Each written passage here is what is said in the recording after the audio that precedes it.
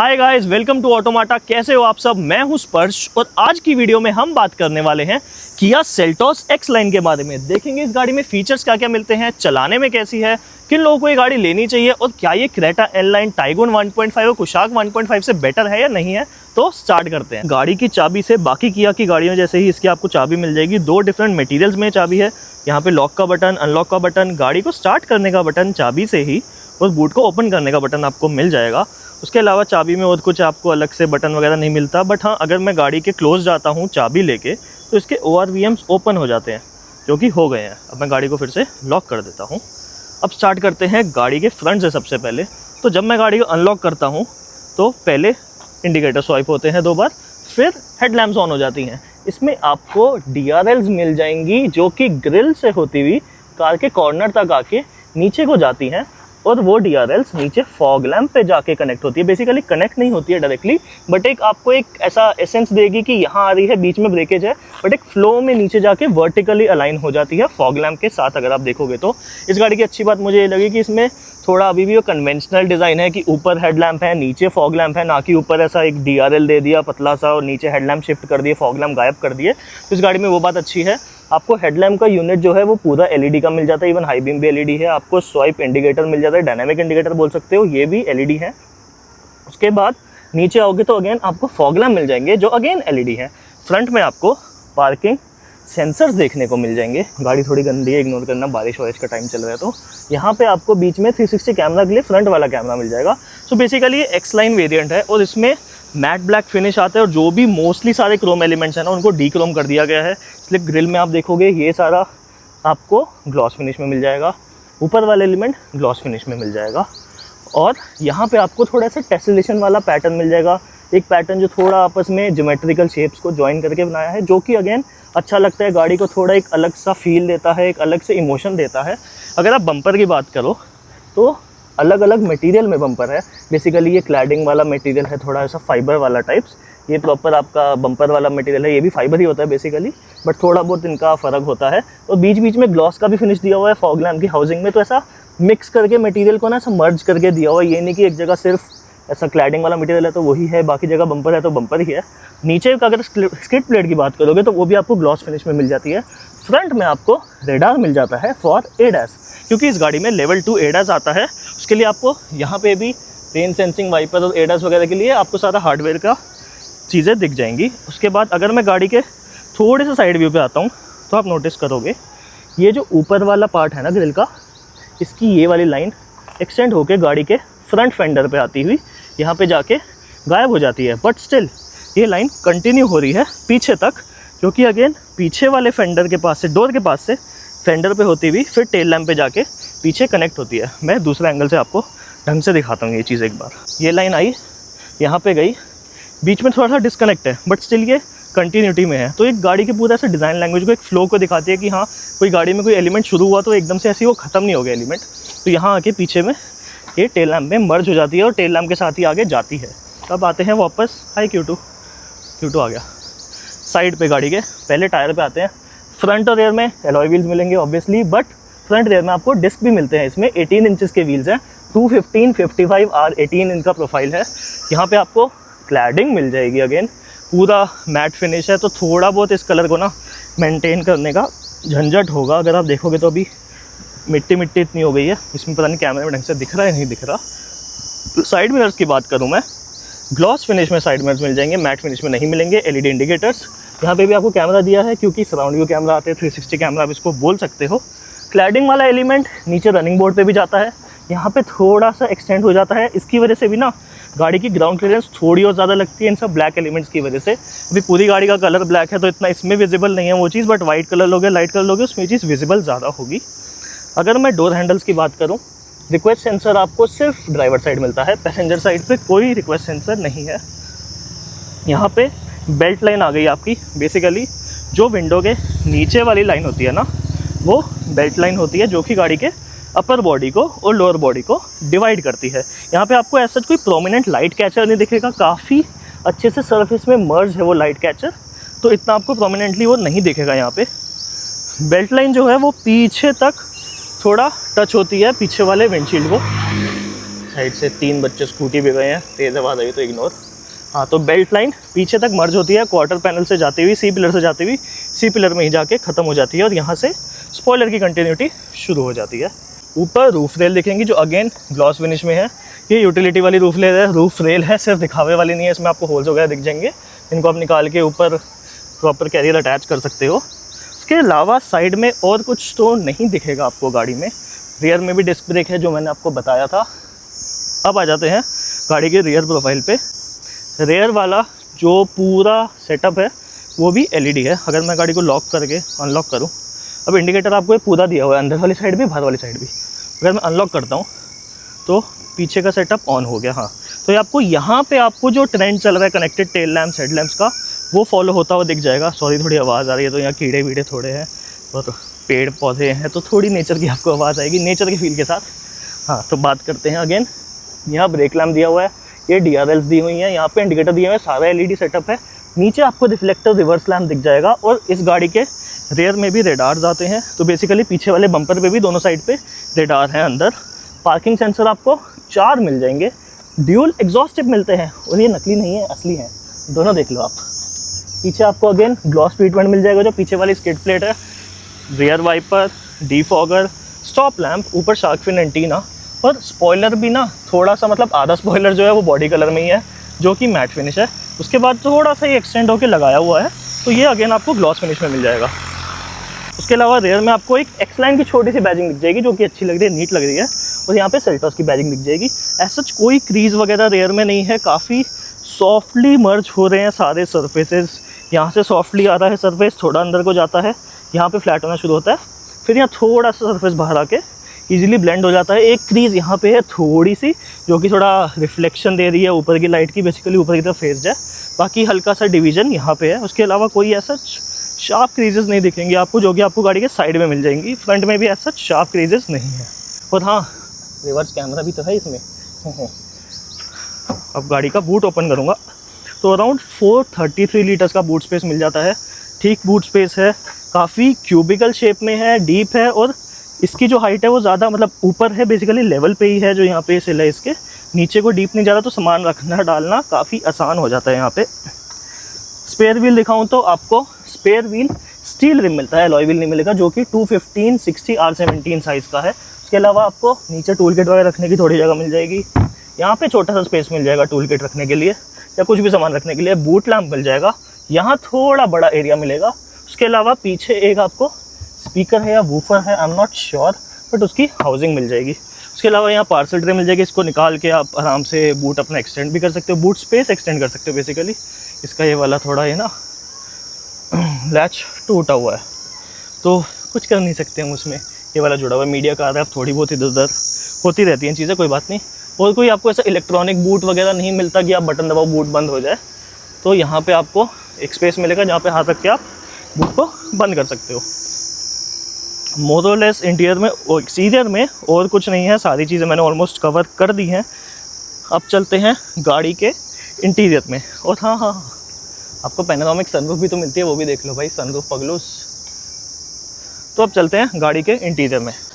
काफ़ी premium interior मिलता है। सबसे पहले मैं डोर ओपनिंग की बात कर लूँ, काफ़ी बड़ा डोर ओपनिंग है, तो अंदर जाना बाहर आना कोई इशू नहीं है।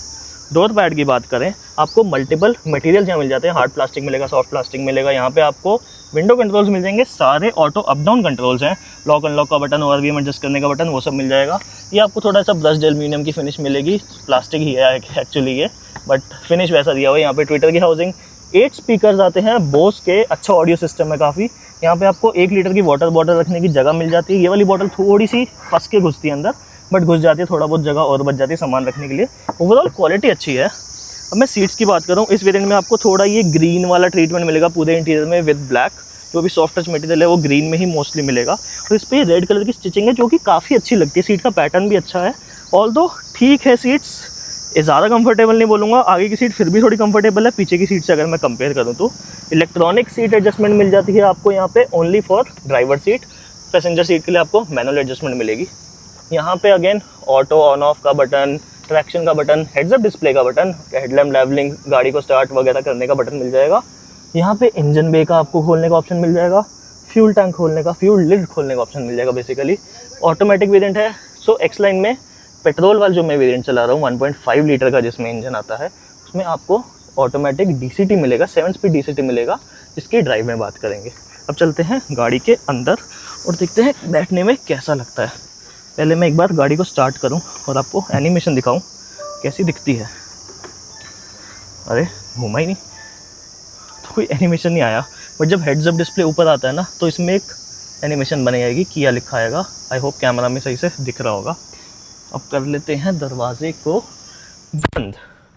सीट को भी थोड़ा पीछे करके, स्टीयरिंग व्हील आपको सही है, थोड़ा सा मुझे इसका साइज़ वियर्ड लगा, मे बी फ्लैट बॉटम है उस वजह से लग सकता है, बट थोड़ा सा मुझे ये स्टीयरिंग व्हील छोटा लगा, या पोजीशनिंग भी थोड़ी ऐसी है कि डैशबोर्ड थोड़ा नीचे फ्लो होता हुआ आ रहा है, फिर स्टीयरिंग व्हील आ रहा है, तो उस वजह से छोटा लग सकता है। ऑल्दो मैंने स्टीयरिंग व्हील की एडजस्टमेंट पूरी ऊपर करी हुई है, आपको टेलीस्कोपिक एडजस्टमेंट भी इसमें मिल जाती है और आप आराम से इसको ऊपर नीचे भी कर सकते हो। थोड़ा हार्ड हुआ पड़ा ये, आई don't know for what reason, but ठीक है। अब स्टीयरिंग व्हील कंट्रोल्स आपको यहाँ पे मिल जाते हैं जो कि इंस्ट्रूमेंट क्लस्टर के लिए हैं, यहाँ पे कंट्रोल्स मिल जाते हैं जो कि इंफोटेनमेंट सिस्टम के लिए है। इन दोनों पे भी मैं एक डेडिकेटेडली वीडियो बना दूंगा, थोड़ा HMI वगैरह समझा दूंगा क्या होता है, किन चीज़ के अंडर ये सब चीज़ें आती हैं, तो वो भी आप जाके चेक कर सकते हो। यहाँ पे आपको एडेप्टिव क्रूज कंट्रोल के भी बटन मिल जाएंगे, ADAS का लेन असिस्ट वगैरह, इन सब फंक्शनैलिटीज़ के लिए भी बटन आपको मिल जाएंगे, टॉगल बटन मिल जाएगा इंस्ट्रूमेंट क्लस्टर के लिए। उसके अलावा इंफोटेनमेंट के बटन बता चुका हूँ। हॉर्न थोड़ा सा इसका अजीब सा साउंड करता है, और जब हॉर्न बजाते हो ना थोड़ा ये प्लास्टिक वाली फील भी आती है, मतलब ऐसा वो प्लास्टिक वाला आता है, आवाज़ आती है। यहाँ पे आपको सेल्टोस की बैजिंग मिल जाएगी, again leather red steering wheel है, वही आपको रेड स्टिचेस मिल जाते हैं। यहाँ पे एल्यूमिनियम ब्रश्ड एल्यूमिनियम वाली फिनिश मिल जाती है। यहाँ पे देखोगे तो आपको लाइट के कंट्रोल्स मिल जाएंगे, यहाँ पे वाइपर के कंट्रोल्स मिल जाएंगे।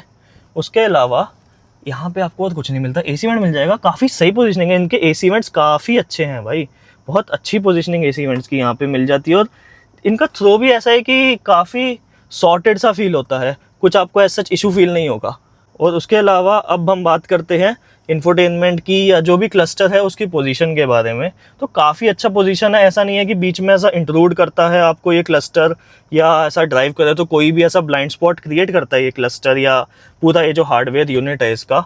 और यहाँ पे आपको एक ऐसा अगेन वो थोड़ा सा प्लास्टिक फिनिश ही मिल जाएगा, बट काफ़ी सॉलिड प्लास्टिक है, और इजीली यहाँ पे मैंने ऐसा हाथ रख के इंफोटेनमेंट के साथ इंटरैक्ट कर सकता हूँ, उसमें भी कोई इशू नहीं है। थोड़ा अर्गोनॉमिकली काफ़ी सॉर्टेड है इंटीरियर, तो बहुत प्रीमियम फील देता है एक्चुअल में। यहाँ पे आपको अगेन ग्रिल मिल जाएगी, थोड़ी हाउसिंग मिलेगी। ये ग्रिल ना कभी कभी जब सामने से धूप आ रही होती है तो थोड़ा यहाँ पे रिफ्लेक्ट करती है विंडशील्ड पे, जो थोड़ा सा आपको ड्राइविंग में इशू दे सकती है कभी कभी।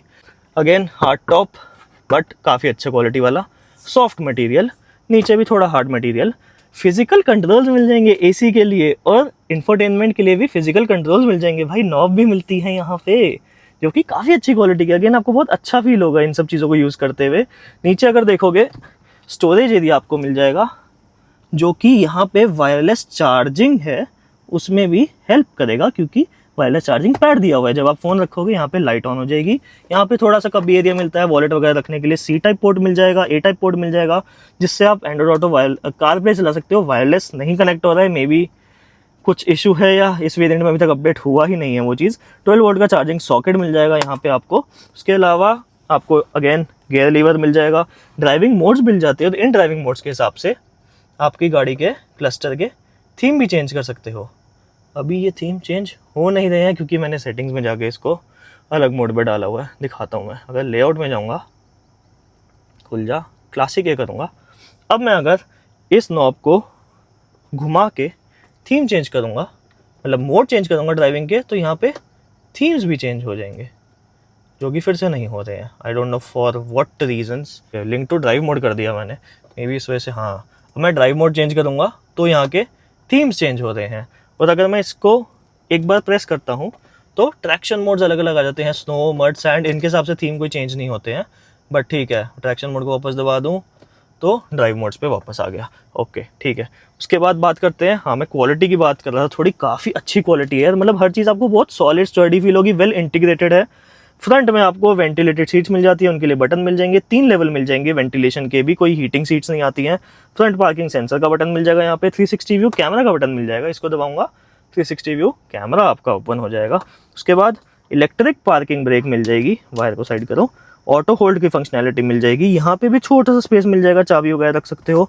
2 कप होल्डर मिल जाएंगे और ये जो स्टोरेज है ये बंद हो जाएगा, तो आपको यहाँ भी फ़ोन वोन रखना हो, कुछ रखना हो रख सकते हो, बट ये थोड़ा स्लिपरी है, ऐसा इतना फ़ोन को होल्ड नहीं करेगा। अगर मेरे को इस एरिया को भी बढ़ाना है तो मैं ये ब्रैकेट को निकाल दूंगा, तो ये एरिया भी बढ़ जाएगा। पावर बैंक जैसी चीज़ या कोई वाइट चीज़ें रखनी हो, लंबी चीज़ें रखनी हो रेक्टेंगुलर, वो भी आप यहाँ पे इजीली रख सकते हो। अब इसको करते हैं बंद। उसके अलावा और यहाँ पे कुछ स्टोरेज एरिया नहीं मिलता है, बट आर्मरेस्ट मिलता है जो कि अगेन सॉफ्ट टच में है और इसमें भी आपको रेड स्टिचिंग मिल जाएगी। आर्मरेस्ट को खोलूँगा, अंदर फिर से आपको स्टोरेज एरिया मिल जाएगा और यहाँ पे जो एयर प्यूरीफायर आता है इस गाड़ी में, उसका फ़िल्टर की हाउसिंग है। तो इसको मैं एक बार खोल के दिखाता हूँ। ये खोला, अंदर फ़िल्टर है, क्लीन करना है, इसको आराम से निकाल के क्लीन कर सकते हो, क्योंकि इस आर्मरेस्ट में ही जो एयर प्यूरीफायर है वो फिटेड है। वो पीछे जाके आपको दिखाऊंगा, यहाँ से आपको थोड़ा दिख रहा होगा। उसके अलावा फ्रंट में आपको IRVM मिल जाते हैं, इलेक्ट्रिक है, यहाँ पे इमरजेंसी का बटन, टोइंग वगैरह के लिए, किया कनेक्ट वगैरह के लिए आपको बटन मिल जाएगा। उसके अलावा सनशेड मिल जाता है, सनशेड कह रहा हूँ सॉरी, सनग्लास होल्डर मिल रहे हैं यहाँ पे, चश्मा वश्मा रख सकते हो, सब चीज़ें रख सकते हो। सनरूफ के कंट्रोल मिल जाएंगे, काफ़ी बड़ी सनरूफ है, अच्छा एरिया है, बता चुका हूँ मैं आपको ऑलरेडी। LED लैंप्स मिल जाएंगे, कैबिन के लिए आपको सारे उसके भी बटन्स मिल जाएंगे, कब कौन सा लैंप खोलना ऑन करना है, क्या फंक्शनैलिटी रखनी है।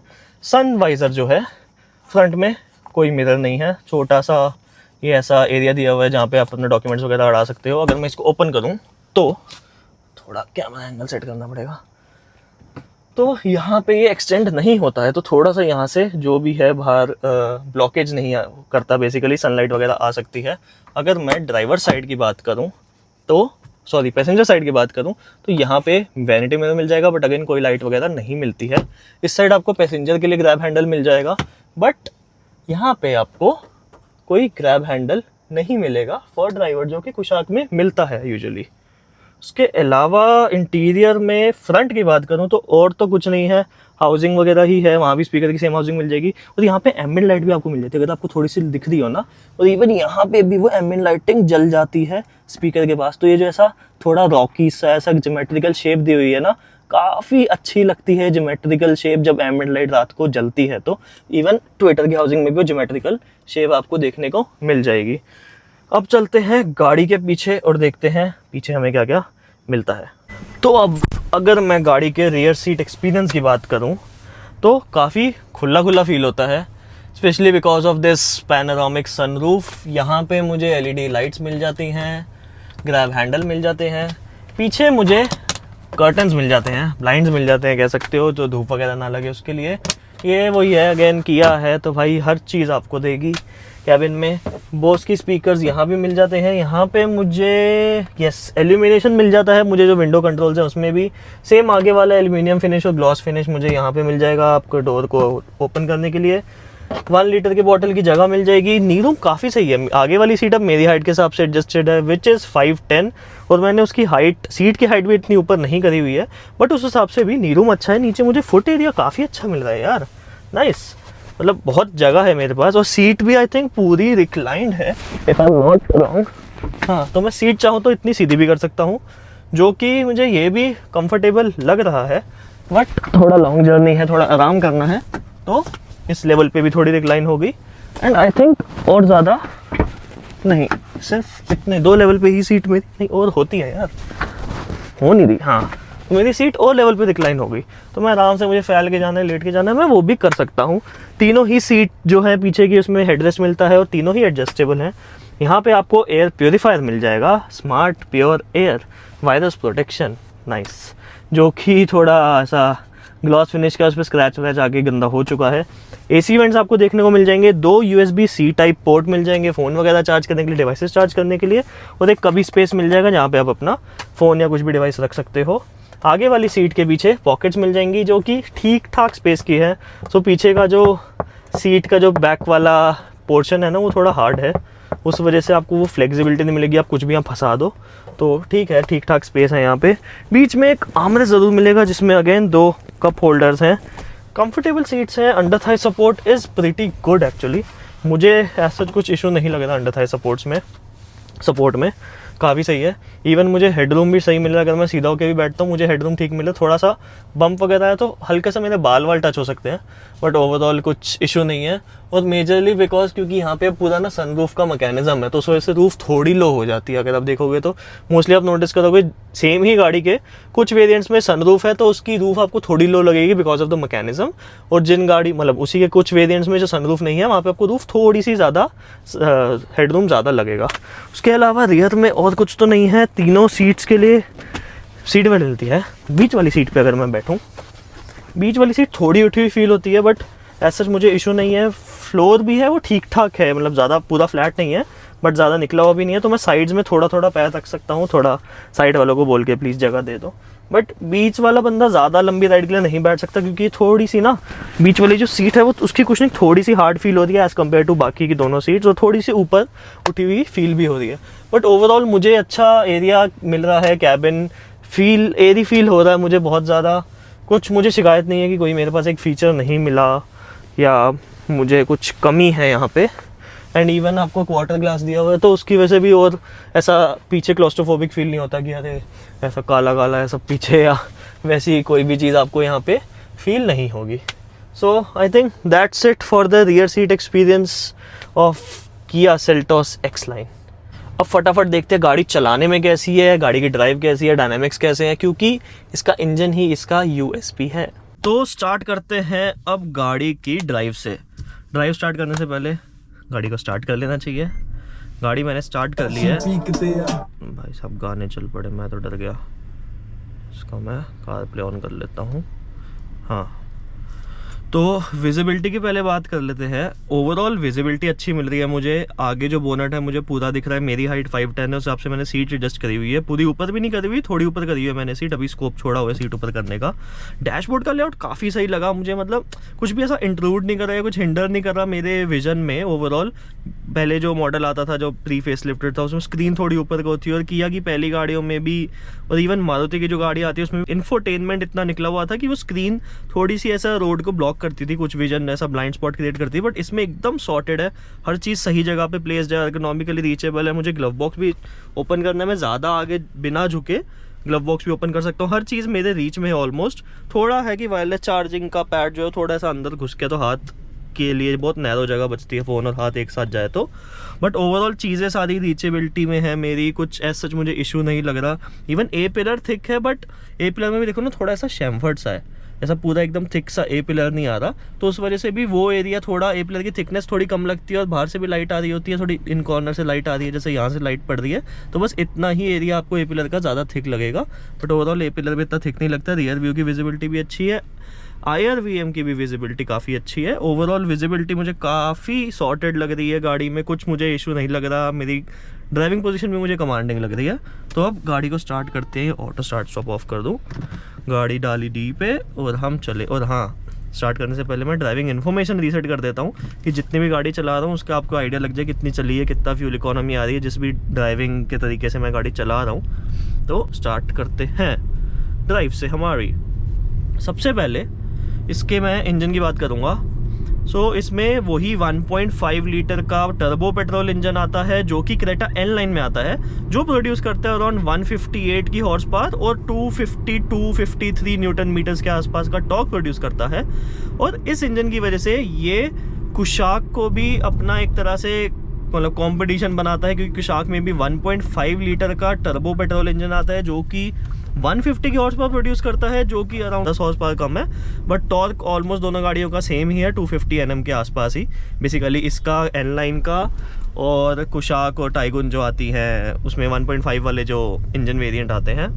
तो इंजन परफॉर्मेंस की बात करूं, ओवरऑल इंजन काफ़ी पेपी है, काफ़ी अच्छा है। एक बार टर्बो हिट हो जाए आपका 1800 RPM 2000 RPM के आसपास, तो काफ़ी पेपीनेस इंजन में आपको लगती है। उससे पहले थोड़ा सा टर्बो लैग है, बट इसमें DCT गेयरबॉक्स आता है तो उस वजह से थोड़ा बेटर फील होता है। टर्बो लैग इतना फील नहीं होता, थोड़ा बहुत ये जो गेयरबॉक्स है थोड़ा हैंडल कर लेता है उस चीज़ को। बट उसके अलावा मुझे कोई इशू नहीं लग रहा इस गेयरबॉक्स से एज ऑफ ना। बट अभी इंजन की बात करें, इंजन की बात कर लेते हैं। तो मैं वही कह रहा था कि 1800 RPM के बाद ये इंजन अलाइव होना शुरू होता है। तो उसके बाद ये इंजन जो आपको पावर देता है, जो पुश देता है, गाड़ी में टॉर्क है, पेट्रोल इंजन होने के बावजूद भी जो ये गाड़ी फिर पिक करती है ना, ये देखो मैंने हल्का सा एक्सीलरेट किया और गाड़ी कैसे उठना शुरू हो गई है। बहुत प्यार से पिक करने लग जाती है ये गाड़ी। और इंजन भी काफ़ी रिफाइंड है। ऑब्वियसली थोड़ा सा हायर आरपीएम्स पे ये वोकल होना शुरू हो जाता है, जो इंजन की आवाज़ है अंदर आनी शुरू हो जाती है। बट जब आप लोअर आरपीएम्स पे होते हो 2000, 2500, 3000 पे जाते जाते थोड़ी थोड़ी आवाज़ आनी शुरू हो जाती है।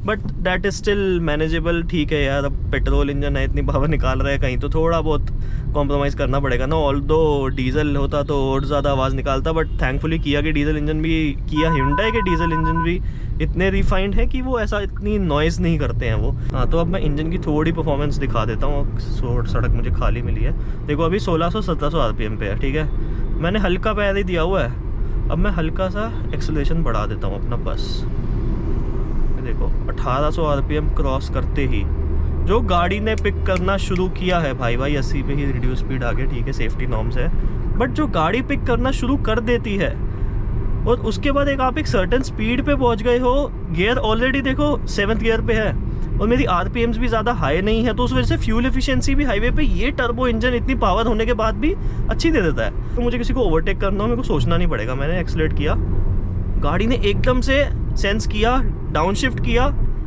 आगे निकली।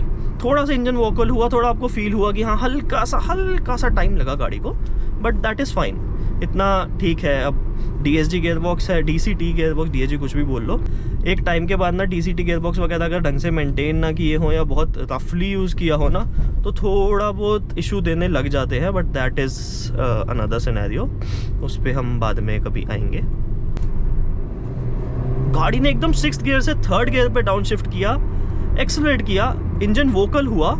जब आरपीएम्स बढ़े ऑब्वियसली वोकल होगा, बट थोड़ी सी वो नॉइज़ अंदर आती है, but that is still fine. But I would से जो इसकी नॉइज़ आती है वर्सेस जो कुशाक टाइगुन के आपको 1.5 लीटर की जो आवाज़ आएगी, उसकी थोड़ी ज़्यादा स्पोर्टियर सुनाई देती है, इसकी थोड़ी ज़्यादा नॉर्मल इंजन जैसे सुनाई देती है। ऐसा कुछ स्पोर्टियर वाली सेंस नहीं आती इसके जो आवाज़ आती है ना अंदर कैबिन में उसके अलावा ये इंजन ओवरऑल सॉर्टेड है।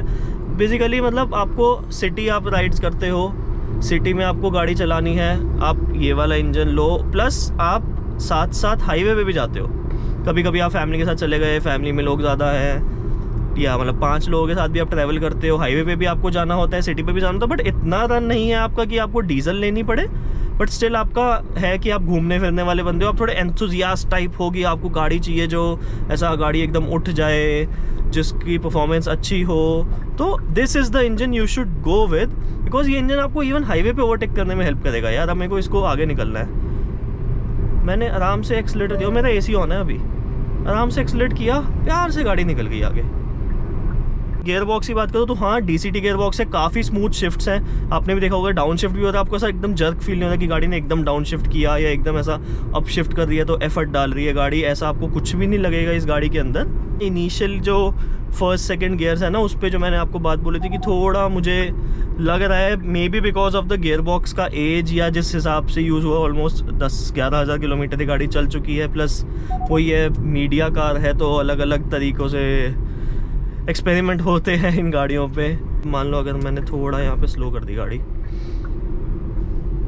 ठीक है, मेरे को 5th गियर पे है, ठीक है, गाड़ी 50 की स्पीड पे, मैं एकदम से एक्सीलरेट करूँगा, गाड़ी 5th से 3rd पे आई, मुझे वो जर्क फील ही नहीं हुआ, वो डाउन शिफ्ट फील ही नहीं हुआ। काफ़ी अच्छे से इसने मैनेज कर लिया उस डाउन शिफ्ट को, उस जो भी ट्रांजिशन था from 5th gear to 3rd gear, तो काफ़ी नीटली ये चीज़ करी गई है। इन टर्म्स ऑफ इंजीनियरिंग काफ़ी नीट इंजीनियरिंग है, प्लस ये जो कॉम्बिनेशन है ये 1.5 लीटर के इंजन का प्लस दिस गियर बॉक्स, वो काफ़ी अच्छे से आपस में कोऑर्डिनेटेड है।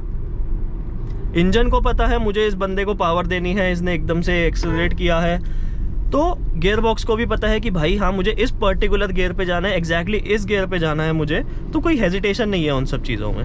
वो चीज़ काफ़ी अच्छे तरीके से सॉर्ट करी गई है। तो हम इसके सस्पेंशन की बात करते हैं। देखो सस्पेंशन इसका ऑलरेडी वही है जो नॉर्मल सेल्टॉस में आता है, थोड़ा क्रेटा के कंपैरेटिवली वो स्टिफ था सस्पेंशन, बट अगर मैं अभी N-line से या कुशाक से कंपेयर कर रहा हूँ तो ये इस पूरे कॉम्पिटिशन में सबसे ज़्यादा सॉफ्ट सस्पेंशन है, मतलब as compare to those cars.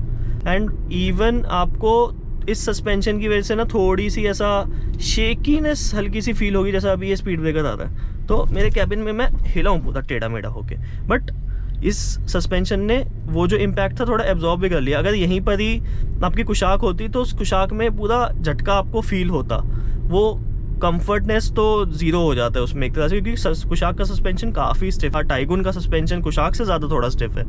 और अगर मैं एनलाइन से भी कंपेयर करूँ तो एनलाइन का सस्पेंशन थोड़ा ट्यून किया गया है फॉर स्पोर्टीनेस, तो उसका सस्पेंशन भी थोड़ा ज़्यादा स्टिफ हो जाता है if we compare it with this X line variant. थोड़ा बॉडी रोल फील होता है अगर आप हाई स्पीड्स पे टर्न लोगे तो। मैं एक बार अब यू टर्न लेके भी दिखाऊंगा ये आपको। बट अगर मैं देखो यहाँ पे भी हल्का सा स्टीयरिंग मूवमेंट है ना, तो मुझे गाड़ी की बॉडी ऐसा जाती हुई फील हो रही है। आई डोंट नो वो कैमरा में कितनी विजिबल है, या फील तो नहीं होगी कैमरा में, बट विजिबिलिटी कितनी है कैमरा में नहीं है, बट वो चीज़ मुझे फील हो रही है। अब मैं यहाँ से अगर यू टर्न लेता हूँ, हाई स्पीड में यू टर्न तो नहीं ले पाया, बट मैं इतना भी ले रहा हूँ तो शिफ्ट हुआ, मैं मेरी बॉडी अपोजिट साइड शिफ्ट हुई, बैक पड़ा था मेरा वो इस साइड को ज़्यादा शिफ्ट हुआ। यहीं पर ही कुशाक होती या क्रेटा होती तो ये चीज़ कम होती, कुशाक में तो और कम होती, क्रेटा में फिर भी थोड़ी बहुत होती। तो ओवरऑल सस्पेंशन इसके अलावा कोई इशू नहीं है। अभी थोड़ा मुझे सस्पेंशन से नॉइज़ आ रही है, maybe again because media car है। हाँ, तो अब इसकी हैंडलिंग की बात करूँ, handling is decent I would say, मतलब जो टिपिकल किया hyundai की हैंडलिंग होती है वैसी ही है, थोड़ी बेटर है, बट इतनी प्रिसाइज आपको फील नहीं होती है, इतनी ऐसा कनेक्टेड आपको फील नहीं होता इस गाड़ी की मतलब हैंडलिंग के साथ। या बेसिकली जिस तरीके से इसके डायनामिक्स हैं थोड़े इन टर्म्स ऑफ टर्निंग बोल लो, हैंडलिंग बोल लो, इतना आपको कनेक्टिंग फील नहीं होता। स्टीयरिंग थोड़ा सा हार्ड फील होता है, और जो कुशाक का स्टीयरिंग है वो लाइट फील होता है। तो उस कंपैरेटिवली स्टीयरिंग पे अच्छा कंट्रोल आपका बैठता है, कि मतलब वेट अच्छा है स्टीयरिंग का, तो आपको थोड़ा बेटर फील होता है। जितना आप मोड़ रहे हो उतना प्रिसीजन से नहीं मुड़ेगा if I compare it with Kushaq. But overall steering से ऐसा शिकायत नहीं है कि आप गाड़ी चला ही नहीं पाओगे, आपको गाड़ी में ऐसा मतलब बहुत ज़्यादा लैग लगेगा या ऐसा बहुत ज़्यादा अंडर स्टेयर करेगी। हाँ, अंडर स्टेयर कर सकती है गाड़ी, बिकॉज एक तो थोड़ा वो प्रिसीजन का कमी है, प्लस ये फ्रंट व्हील ड्राइव गाड़ी है, तो इससे एक्सपेक्ट नहीं कर सकते कि ये गाड़ी बहुत अच्छा आपको ऐसा रिस्पॉन्स देगी in terms of high speed movement, और ऐसा एकदम से आपको शार्प टर्न लेने तो एकदम आप घुमाओगे गाड़ी घूम जाएगी। उसके अलावा हैंडलिंग इज़ प्रिटी सॉर्टेड, कुछ इशू नहीं है। सिटी में आपको मूव वगैरह करने के लिए भी इजी है, इतना हैवी स्टीयरिंग फील नहीं होता कि आप सिटी में मूव ना कर पाओ इस गाड़ी के साथ। प्लस जब आपकी गाड़ी की स्पीड बढ़ती है, मान लो अभी मैं हैंडलिंग दिखाता हूँ, अब मैंने थोड़ी स्पीड बढ़ाई, मान लो मैं 70 पे आया, 80 पे आता हूँ एक बार, स्टीयरिंग में धीरे धीरे वेट आना शुरू हो गया। ये देखो, मतलब मुझे फील होता है, अब कैमरा में आपको दिखेगा नहीं, बट स्टीयरिंग में वो वेट आना शुरू हो गया। एक तो ये इसका एडास का लेन चेंज वगैरह वाली चीज़ें ना, मतलब ठीक है, बट अगेन थोड़ा आपको कंट्रोल कम देती है ये चीज़ें, और गाड़ी ज़्यादा कंट्रोल में आ जाती है तो होती है वो चीज़ की बात बाद में करूँगा। हाँ, तो वेट आ गया स्टीयरिंग में थोड़ा, जिसकी वजह से गाड़ी थोड़ी ज़्यादा ईजी टू मैनेज होगी हायर स्पीड्स पे। उसके अलावा कोई और इशू नहीं है। और हाँ, सस्पेंशन की एक और मुझे बात याद आई कि इस पर्टिकुलर एक्स लाइन में आपको 18 इंचेस के टायर मिलते हैं, जिसकी वजह से जो साइड वॉल है ना व्हील की, वो कम हो जाती है, और उस वजह से भी थोड़ी सी एब्जॉर्प्शन जो है, जो पॉट होल्स आते हैं, जो स्पीड ब्रेकर्स वगैरह आते हैं, अनइवन सर्विस आते हैं, उसकी एब्जॉर्प्शन कम हो जाती है, वो ढंग से एब्जॉर्ब नहीं कर पाते। तो मे बी इसमें छोटा व्हील साइज़ होता तो वो चीज़ अगेन बेटर आपको फील हो सकती थी।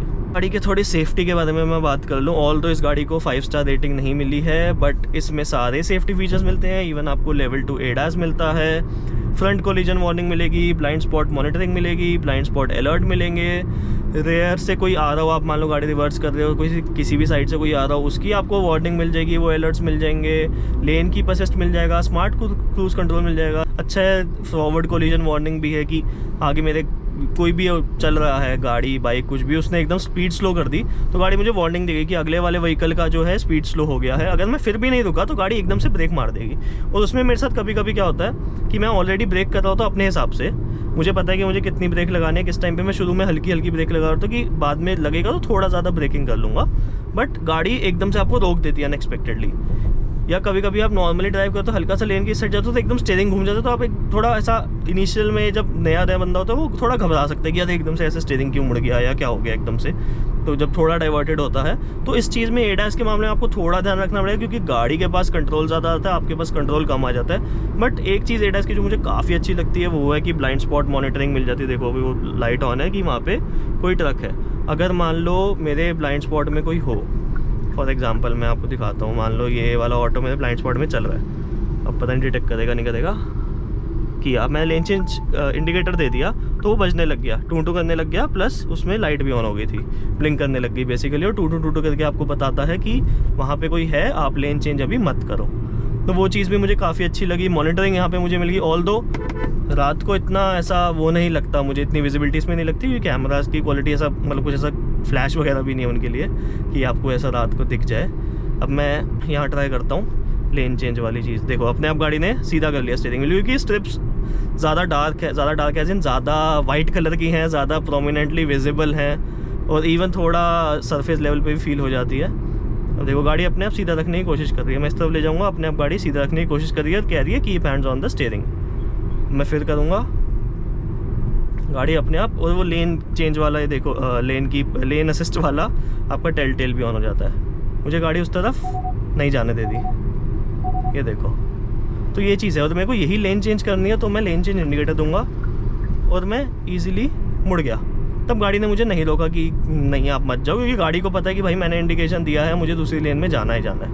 तो वो सेंस में ये इसने मुझे हेल्प कर दिया।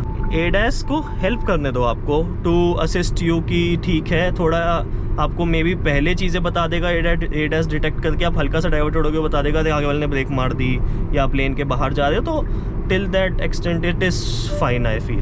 But to be honest Indian road conditions ऐसी नहीं है कि आप ADAS इन पे यूज़ कर पाओ, कोई भी कहीं से आ जाता है। या तो मैं सिटी में चला रहा होता हूँ, मेरे को हर थोड़ी देर में फॉरवर्ड कोलिजन वार्निंग बज रहा होता है, मेरे को हल्का सा इधर से उधर होना होता है, वो बताता है भाई साइड में आपके ब्लाइंड स्पॉट पे कोई चल रहा है, हर टाइम कोई ना कोई चल रहा है। मैं रिवर्स कर रहा हूँ गाड़ी, मेरे को कोई ना कोई मतलब वो देता रहेगा कि कोई आ रहा है, तो मैं उस सेंस में अगर मैं पूरा इन चीज़ों पे डिपेंडेंट हो जाऊँगा तो मैं गाड़ी कहीं मूव ही नहीं कर पाऊंगा इस सोच में कि यार कोई आ रहा है। ठीक है, मेरे को गाड़ी अलर्ट कर रही है, अवेयर कर रही है कि कोई है आपके आसपास, ध्यान से ले जाओ, बट उसका यही मतलब होता है कि आप ध्यान से निकालो गाड़ी या ध्यान रखो। ये नहीं होता कि आप वहीं खड़े रह जाओ और आप कुछ भी नहीं करो। ये सही है यार चीज़ वैसे लेन की असिस्ट वाली ना। अब मेरे को टर्न लेना है तो मैं इंडिकेटर दूंगा, ब्लाइंड स्पॉट कैमरा ऑन हो गया मेरा, कोई यहाँ पे होता तो वो टू उसका अलर्ट बच जाता, which is really a good thing. अब मैं गाड़ी मोड़ लेता हूँ पहले। उसके अलावा सेफ्टी की मैं जो बात कर रहे थे, तो ओवरऑल इस गाड़ी का सेफ्टी रेटिंग तो आई नहीं है कुछ, बट सारे एयरबैग्स वगैरह आपको मिलते हैं, मतलब आई जो है उसमें 5 स्टार नहीं मिले हैं, और सारे एयरबैग्स वगैरह, ट्रैक्शन कंट्रोल वगैरह आपको सब मिल जाता है इस गाड़ी में, तो उस सेंस में सॉर्टेड है। बट स्टिल जो थोड़ा इसका शेल है या जो भी इंटीग्रिटी है ना पूरे गाड़ी के चेसी वगैरह की, वो इतनी ज़्यादा आपको स्ट्रॉन्ग फील नहीं होगी जितनी आपको कुशाक में फील हो जाएगी। उतनी ज़्यादा ऐसा रिजिडनेस नहीं फील होगी आपको, थोड़ी वॉबलीनेस फील होगी, थोड़ी अनस्टेबल फील होगी उस टर्म्स में। अगर आप हाई स्पीड में जाओगे आपको फील होगा कि गाड़ी हल्की झूम रही है, वो चीज़ हल्की सी आपको फील होगी। कुशाक आपको एकदम ऐसा चिपक के चलती हुई फील होगी, और इवन टर्न्स में भी आपको ऐसा चिपकी हुई फील होगी। इसमें आपको थोड़ा हाइट की वजह से भी बॉडी रोल फील होगा गाड़ी में, शेल में जो है ओवरऑल ऊपर बॉडी में मूवमेंट फील होगी, जो कि कुशाक में आपको बिल्कुल फील नहीं होती अगर मैं इससे कंपेयर करूँ तो। बट ओवरऑल ठीक है, अगर आपको सिटी राइड्स के लिए चाहिए या कभी कभी आपको हाईवे पे जाना है, सारे सेफ्टी फीचर्स ऑलरेडी हैं, और आप अच्छे स्पीड पे चल रहे हो, अच्छे इन द सेंस कि जो स्पीड पे आपको होना चाहिए आप उस स्पीड पे चल रहे हो, आप ओवर स्पीडिंग नहीं कर रहे हो, आप ध्यान रख रहे हो आसपास आपके कौन आ रहा है कौन नहीं आ रहा, आप प्रॉपरली लेन्स चेंज कर रहे हो, लेन चेंज इंडिकेटर देते हुए कर रहे हो, तो आपको कुछ इशू फील नहीं होगा उस टर्म्स में। अब मेरे पता नहीं साइड से कौन आ रहा है जिसने मुझे ब्लाइंड स्पॉट डिटेक्शन का वो दे दिया। एनीवेज, तो अब यहाँ से मुड़ जाए, ये बहुत सही चीज़ है यार, मेरा थोड़ा एफर्ट बचा देती है इन टर्म्स ऑफ के सर रोक के देखूँ कोई आ तो नहीं रहा।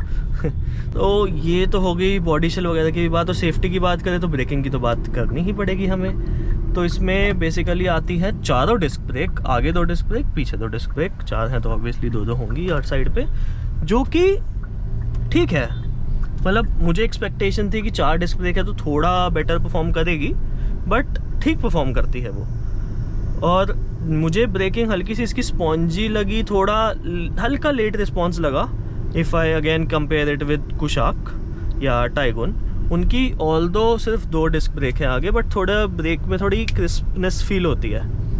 इसमें मुझे वो चीज़ फील नहीं होगी, मुझे थोड़ा सा स्पॉन्जीनेस फील होगी, हल्का सा नोज डाइव फील होगा मुझे, ऑब्वियसली अगेन इसके सस्पेंशन की वजह से।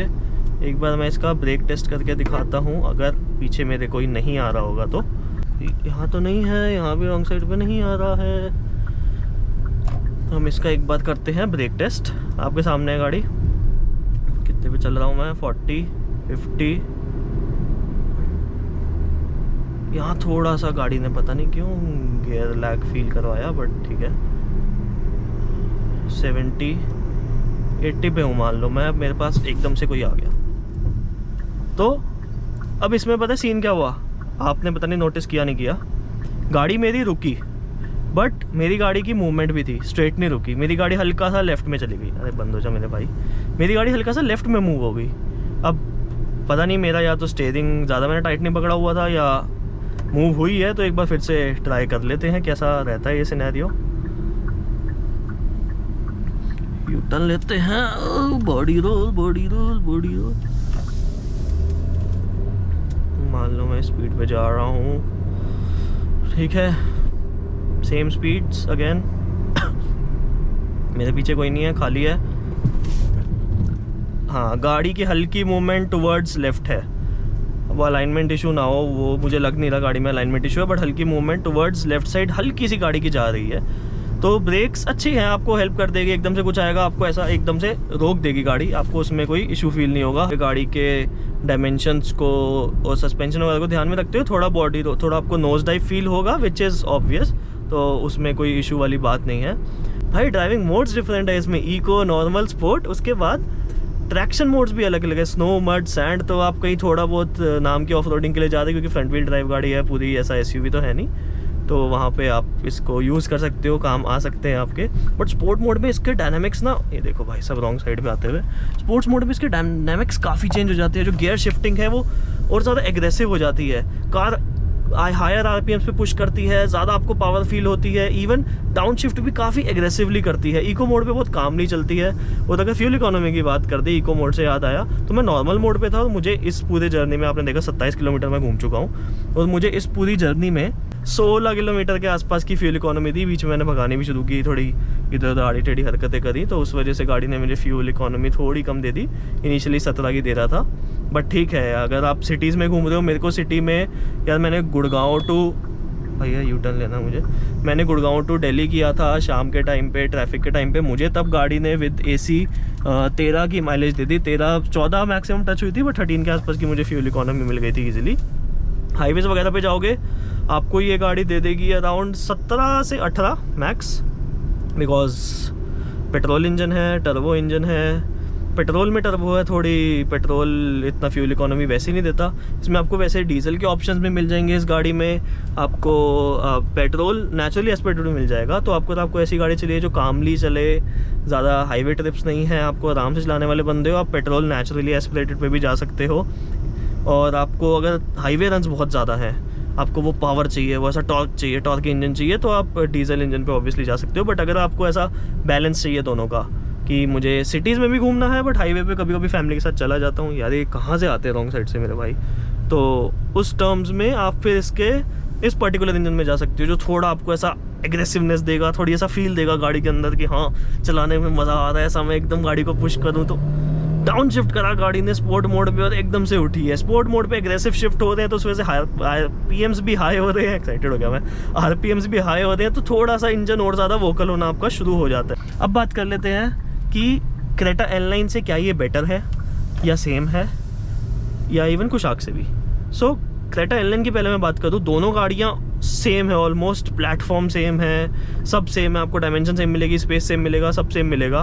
फीचर्स इसमें आपको एक्स-लाइन में थोड़े ज़्यादा मिल जाएंगे, एचयूडी मिल जाएगा, थोड़े इधर के फीचर्स ज़्यादा मिल जाएंगे।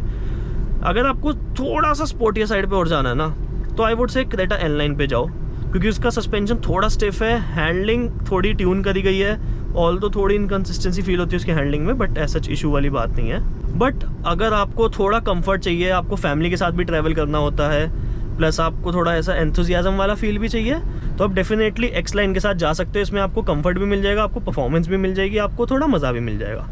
बट अगर आपकी फैमिली में कम लोग हैं, बहुत 3 से 4 लोग हैं, या 4 लोग हैं और एक छोटू सा बच्चा है जो कहीं भी फिट आ जाता है, ऑल तो चाइल्ड सीट पे बच्चों को बिठाना चाहिए, बट हाँ आपकी फैमिली में कम लोग हैं, आपको और ज़्यादा ऐसा डायनामिक ड्राइविंग फील चाहिए, आपको गाड़ी में एग्रेशन चाहिए, आपको गाड़ी में पूरा कंट्रोल चाहिए, आपको चाहिए कि गाड़ी एकदम चिपक के चले सड़क से, आपको कॉन्फिडेंस दे गाड़ी हर टर्न पे, आप कहीं ओवरटेक कर रहे हो, आपको हर जगह सेफ्टी आपको अच्छी चाहिए गाड़ी की, आपको फीचर से फ़र्क नहीं पड़ता बिल्कुल भी, आप डेफिनेटली कुशाक या टाइगोन पे जा सकते हो। उसका 1.5 लीटर वाला इंजन है, वो भी ओनली DCT आता है, DSG कहते हैं वो लोग, DSG आता है।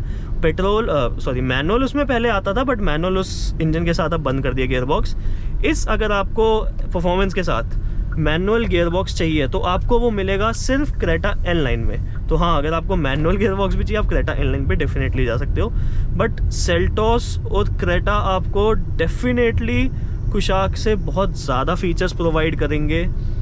ऑल्दो इतना डायनामिक फील नहीं होंगे चलाने में, इतना ऐसा फन फील नहीं होंगे, इतना कनेक्टेड फील नहीं होंगे in terms of stability handling, but overall एक काफ़ी अच्छा पैकेज बनाता है, काफ़ी अच्छा बैलेंस बनाता है। ओवरऑल इन सब की जो प्राइसिंग है वो भी 22-23 लाख के आसपास आपको पड़ेगी, depends on your city as well. So guys, I think यही सब था इस गाड़ी के बारे में। आई होप आपको ये वीडियो अच्छा लगा हो, मेरा जो ड्राइव इम्प्रेशन है इस गाड़ी का वो अच्छा लगा हो। कुछ भी आपकी क्वेरी है, कुछ फीडबैक है, आप नीचे कमेंट्स बॉक्स में दे सकते हो, कमेंट बॉक्स में दे सकते हो, कमेंट्स बॉक्स बोल दिया। इंस्टाग्राम पे मुझे DM कर सकते हो, automata_ के नाम से भी मेरा इंस्टाग्राम हैंडल है। Thank you so much for watching. मिलते हैं अगली बार नई गाड़ी के साथ। ड्राइव सेफ, सीट बेल्ट पहन के रखो, 2 व्हीलर चला रहे हो तो हेलमेट पहन के रखो, और 2 व्हीलर चला रहे हो तो आप भी सांप की तरह मत जाओ, गाड़ी चला रहे हो तब भी सांप की तरह ऐसे ऐसे मत निकलो भाई। अगले बंदे को नहीं पता होता कि कौन एकदम से कहाँ से आ गया, आपको लगता है आपके कंट्रोल में हर चीज़ है, बट अगले बंदे के हिसाब से भी सोचो। कभी कभी किसी और की गलती की वजह से भी आपकी जान जा सकती है, कभी कभी आपकी वजह से भी किसी और की जान जा सकती है। तो ये सब चीज़ों का ध्यान रखो। Bye bye, take care, see you next time.